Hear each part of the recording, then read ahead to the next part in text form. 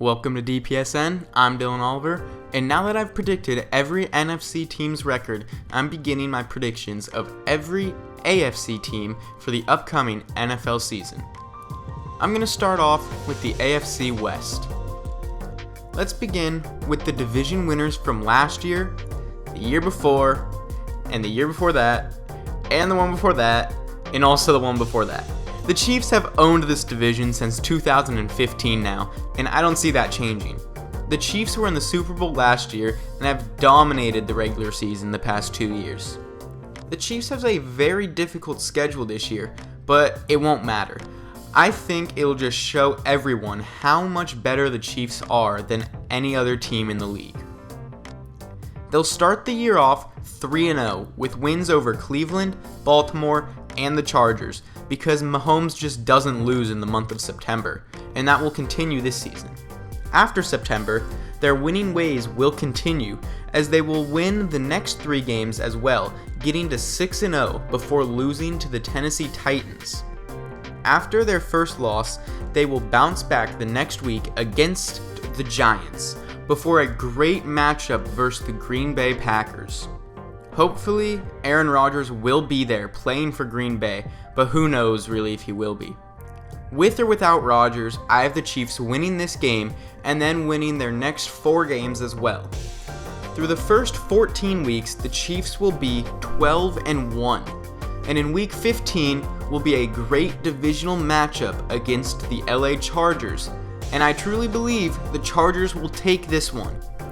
But then after the Chiefs beat the Steelers and Bengals, getting their record to 14-2, I think they will have their playoff spot locked up, and to prevent injuries, will play their backups and lose the final game of the year to the Broncos, finishing the year 14-3. Now, a team that I believe will have a much better record this year than last is the LA Chargers. The Chargers start the season with the Washington football team, which should be a good matchup. But the Chargers will win this and win again against the Cowboys to get off to a nice 2-0 start. Their next 4 games will be split. They will go 2-2, picking up wins against the Raiders and Ravens and picking up losses against the Chiefs and Browns. Going into a bye week at 4-2, they come out and play the Patriots. Let's not forget what the Patriots did to the Chargers last year. The Patriots beat the Chargers 45-0 last season, and the Patriots have only gotten better since then. So, the Patriots will once again beat the Chargers this year. This loss will begin a little streak for the Chargers, as they will lose their next 2 games against the Eagles and Vikings, and now dropping below 500 at 4-5. The last loss against the Vikings will be a wake-up call for these Chargers, as they will end the 3-game losing streak with a win over the Steelers before beating the Broncos, Bengals, and Giants before a huge game versus the Chiefs. This game will be the biggest win of the year for the Chargers, and they will ride that momentum to an easy win over the Texans. This 6-game winning streak will come to an end against the Broncos in week 17, but the Chargers will finish the year right with a win over the Raiders. This team really has all the pieces to make it to the playoffs this year, and I think the Chargers will find their way back to the postseason with a record of 11-6. Alright, now on to the Broncos. The Broncos made some big moves to improve the defense this year by drafting a cornerback with the 9th pick in the draft, signing both Kyle Fuller and Ronald Darby, and not to mention the return of Super Bowl 50 MVP Von Miller. This secondary, paired with the pass rush of Von Miller and Bradley Chubb, is going to be dominant. I love this defense, but my issue with this team is their offense, specifically their quarterback. Drew Lock had a very disappointing year last year, and Teddy Bridgewater isn't the elite quarterback that's going to be able to go out up against Patrick Mahomes and win. Let's start with the predictions though.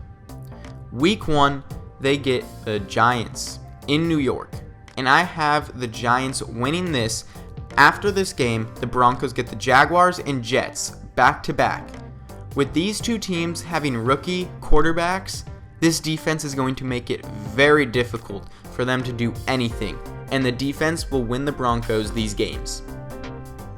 After starting the season off 2-1, I have them losing the following two games before picking up a divisional win against the Raiders. Unfortunately, I think the quarterback issue is going to catch up with the Broncos over the course of their next 6 games, as they play some great and some decent teams over that stretch, where they will lose all 6 of those games. That 6-game losing streak all but ends their chances of the postseason, but they still play to win, and they do win against the Lions before losing to both the Bengals and Raiders, and then ending the season with 2 divisional wins over the Chargers and Chiefs.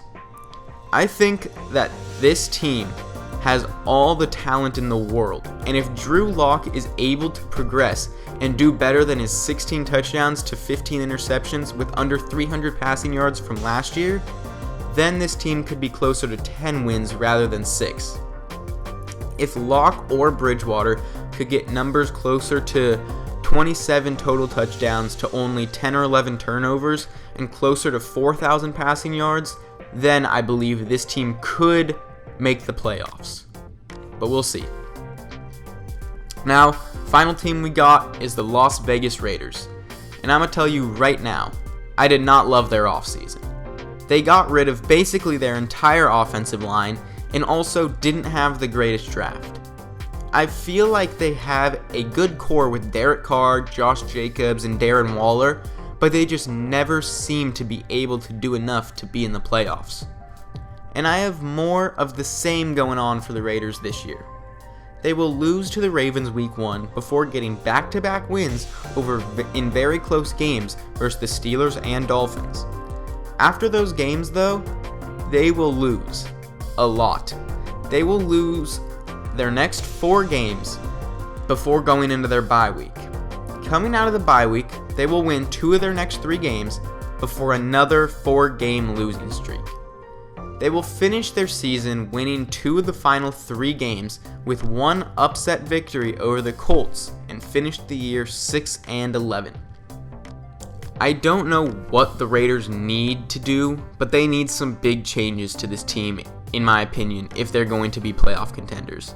Since the Raiders' last playoff appearance in 2016, they have a record of 25-39. It is clear whatever the Raiders have been trying to do isn't working, and that changes need to happen.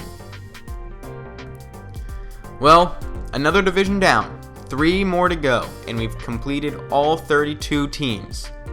Tune in next time when I will predict the AFC South. I'm Dylan Oliver, and I will see you next time.